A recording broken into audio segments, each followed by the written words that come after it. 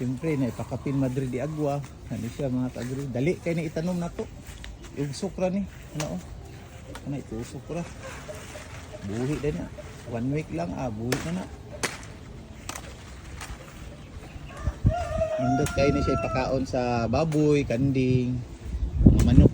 Kaning Madrid di agwa. Indot kayo ni. Ayos yun kayo ni. Rich in fiber.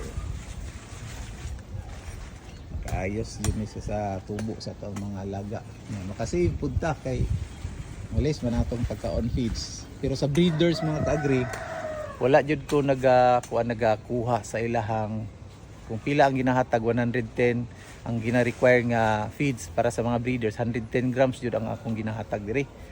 Kay wala ko nagakuha ibutang na tog 90 grams lang tapos ang 20 grams lahi nga feeds or lahi nga butangan na to ingani wala ko kay mausab ang ilahang timplada sa ilahang pagpangitlog, muhinay, mag-usab-usab. So gikuha na lang yun namo nga strict na lang yun, feeds na lang yun, feeds, vitamins, ana sa mga breeders. Pero so katong mga ginapadako na to, ginapag-grow, ginapatambok, pwede ra jud banatan maski unsa ipakaon jud.